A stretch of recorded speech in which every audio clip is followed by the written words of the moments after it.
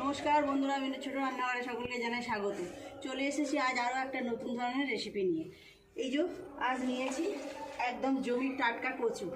আজকে আমি বানাবো কচু দিয়ে ইলিশ মাছের মাথা। ইলিশের সিজনে ইলিশ মাছের মাথা দিয়ে কচু রান্না করবো না তা কখনো হয় বলুন? এটা সবাই খেতেও খুব ভালো লাগে, আমার বানাতেও খুব ভালো লাগে। কিছুদিন আগেই আমি এই কচু শাক দিয়ে চিংড়ি মাছ দিয়ে রান্না করেছিলাম, সবার খুব ভালো লেগেছিল, আপনারা বলেছিলেন খুবই ভালো হয়েছে। তো আজকে আমি বানাবো ইলিশ মাছের মাথা দিয়ে কচু শাক।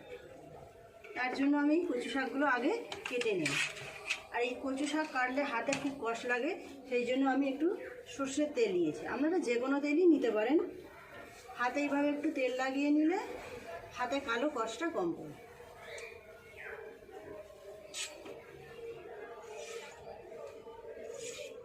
এইভাবে কচুগুলোকে আমি সুন্দর করে কেটে নেব। অনেকে ভয় পায় কচু শাক কাটতে, ওই যে হাত চুলকাবার জন্য একটু তেল লাগিয়ে নিলে কোনো অসুবিধা হবে না, বা আপনারাও হাতে প্লাস্টিক লাগিয়েও কচুগুলো কাটতে পারেন।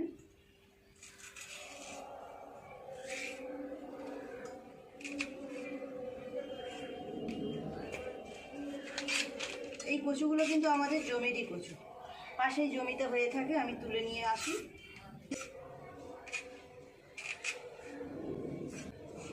এইরকমভাবে সব কচুগুলোকে আমি পরিষ্কার করে কেটে ধুয়ে নিয়ে রান্নাঘরে যাচ্ছি। বন্ধুরা, সব কচুগুলো কেটে ধুয়ে পরিষ্কার করে নিয়ে চলে এসেছি রান্নাঘরে। কচুগুলো আমি আগে সিদ্ধ বসিয়ে দেব। বড় প্রেসার কুকার নিয়েছি, প্রেসার কুকারে কচুগুলোকে দিয়ে অল্প একটু জল দিয়ে সিদ্ধ করে নেব। এইখানে ভর্তি করে দিলাম প্রেসার কুকারের মধ্যে, অল্প একটু জল দেব। খুব বেশি জল দেওয়ার দরকার নেই, কচু শাক থেকে এমনিতেই জল ছাড়বে। গ্যাসটা অন করে দিই, কিছুটা কমে গেলে তারপর আবার ফের কিছুটা কচু দিয়ে দেবো ওপর থেকে। ঢাকাটা আমি পুরোপুরি আটকালাম না, এইভাবে আলগা করা থাক। ইলিশ মাছের মাথা দিয়ে যে কচু শাকটা রান্না করব, নিয়েছি একটা বড় সাইজের ইলিশ মাছের মাথা। মাথাটা আমি একটু নুন হলুদ মিশিয়ে আগে ভাজা করে নেব। আর যা যা লাগবে, পেঁয়াজ, আদা, রসুন নিয়েছি, একটু লেবু।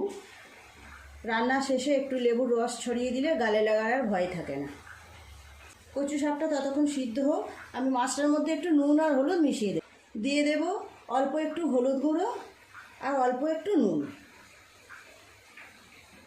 মাথাটার মধ্যে ভালো করে মিশিয়ে নেব।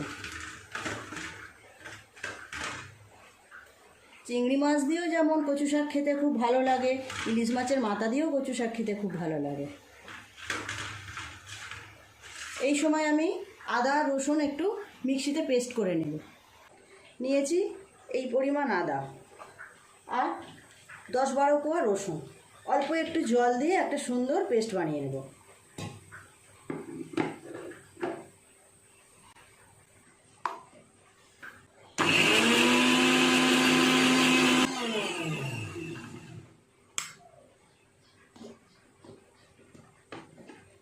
পেস্টটা হয়ে গেছে, নামিয়ে রেখে দিই।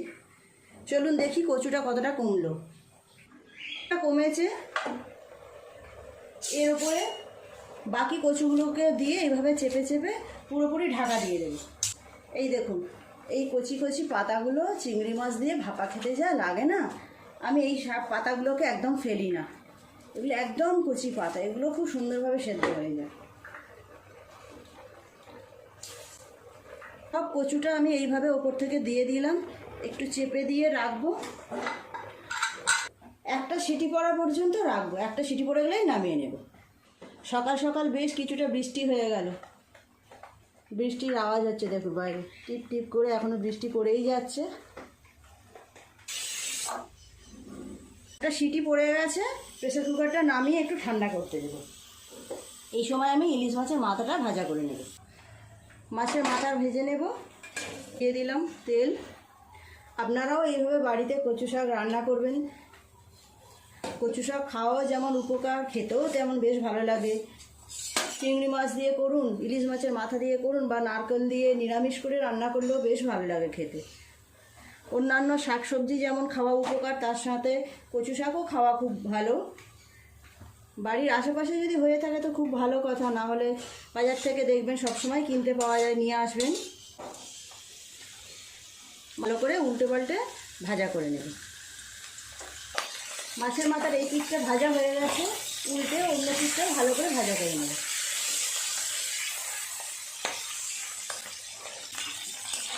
মাছের মাথাটা একটু এইভাবে ভেঙে ভেঙে দেব। দেখি কচুটা কতটা সিদ্ধ হলো। প্রেসার কুকারটা তো ঠান্ডা হয়ে গেছে, খুলে এবারে জল ঝরাতে দিয়ে দেবো। দেখি খুলে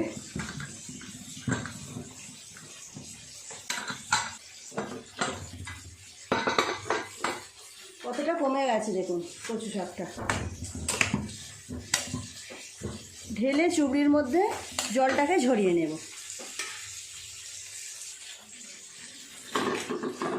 কচু শাক থেকে খুব জল বের হয়, একটু পরে চেপে চেপে যতটা পারবো বের করে দেবো, তাহলে কচু শাকটা আরও অনেক কমে যাবে, রান্নাটাও একটু তাড়াতাড়ি হবে। মাছের মাথাটাও ভাজা হয়ে গেছে, মাথাটা নামিয়ে নেব, ভাজা হয়ে গেছে।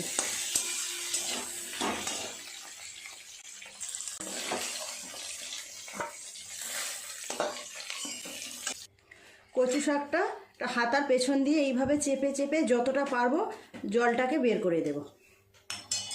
বাটি নিয়েছি, এইভাবে যত চাপা যাবে তত বেশি জলটা বেরিয়ে যাবে। জলটাকে এইভাবে বের করে দিলে রান্নাটা খুব তাড়াতাড়ি হয়ে যাবে। জল কমাতে অনেকটা কমে গেছে, আরও এইভাবে কিছুক্ষণ চেপে চেপে জলটাকে বের করে দেবো, আরও একটু কমে যাবে। বন্ধুরা দেখুন কচু শাকটা আমি খুব ভালো করে চেপে চেপে জলটাকে একদম ঝরিয়ে নিয়েছি, অনেকটা কমেও গেছে। এই দেখুন মাছের মাথাটা ভেজে অল্প একটু তেল আছে, আর এর উপরে আরও অল্প একটু তেল দিয়ে দেব। আপনারাও বন্ধুরা এভাবে বাড়িতে কচু শাক রান্না করবেন। কচু শাক খাওয়া কিন্তু খুব উপকার, যে কোনো বয়সের মানুষের জন্যই উপকার। অনেকে ভাবে বনে জঙ্গলে হয়ে থাকে কচু শাক, কী আর উপকার, কিন্তু না, শাকের অনেক উপকারিতা আছে, হজমও হয়ে যায় তাড়াতাড়ি।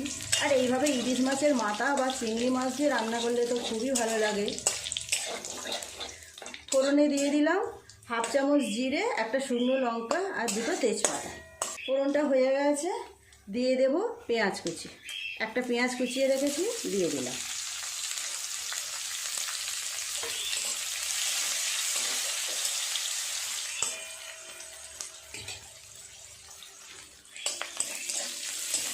পেঁয়াজটা ভাজা ভাজা হয়ে এসেছে, এরপরে এক এক করে মশলাগুলো দিয়ে দেব। দিয়ে দেব 1 চামচ পরিমাণ লঙ্কার গুঁড়ো, ঝালটা আপনারা আপনাদের পছন্দ মতো দেবেন। দিয়ে দেব 1 চামচ হলুদ গুঁড়ো, 1 চামচ জিরে গুঁড়ো, দিয়ে দেব স্বাদ মতো নুন। নুনটা একটু বুঝে দিতে হবে, কারণ কচুটা অনেক কমে গেছে। আমি এই 1 চামচ পরিমাণ দিলাম। দিয়ে দেব আদা রসুনের পেস্ট। খুব ভালো করে সমস্ত মশলাগুলো কষিয়ে নিতে হবে।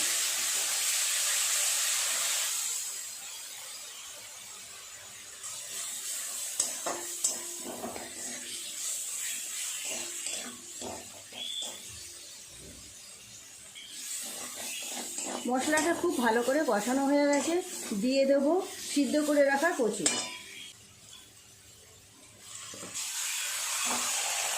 খুব সুন্দর কচুটা সিদ্ধ হয়েছে।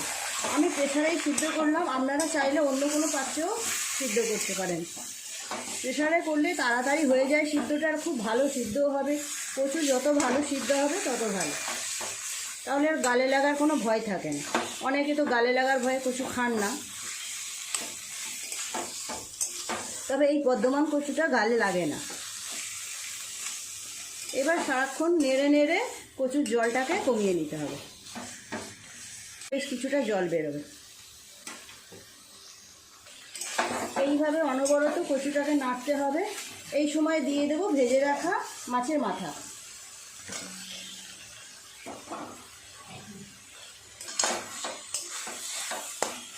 গ্যাসের ফ্লেম কিন্তু জোরেই আছে, এই সময় আর গ্যাস কমাবার দরকার নেই।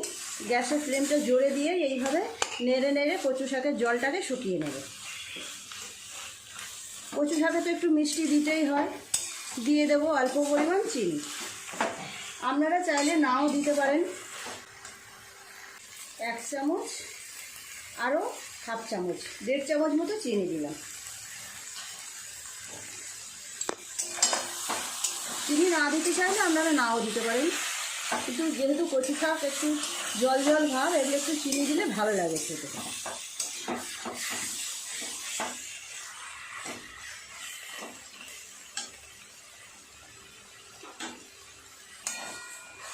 কচু শাকটা অনেকটা কমে এসেছে, উপর থেকে দিয়ে দেব পাতিলেবুর রস।